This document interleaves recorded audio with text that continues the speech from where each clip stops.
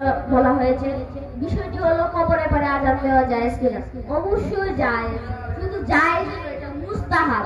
কবরে পরে আযান দেওয়া এটা মুস্তাহাব।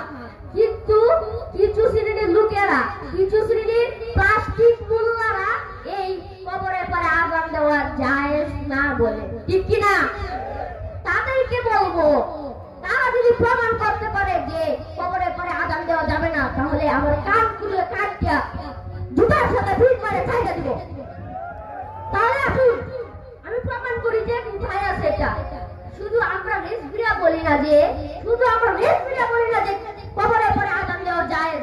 দেখুন যে মসজিদের লেখা ফতুয়ায়ে শামী দ্বিতীয় খণ্ড 50 পৃষ্ঠার মধ্যে রয়েছে,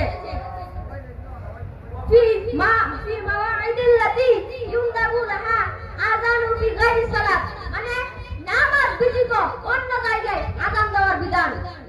এক নম্বরে আল মাউলুদু, সন্তান জন্মগ্রহণ করে, সন্তান জন্মগ্রহণ করলে তারপরে আসুন ওয়াল মাহমুমে, এবং পথ হারিয়ে ফেললে আযান দিতে হয়।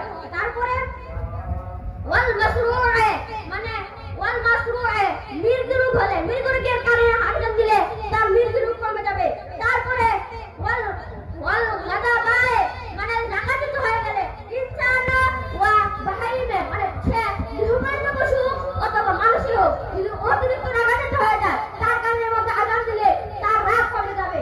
তারপরে ওয়া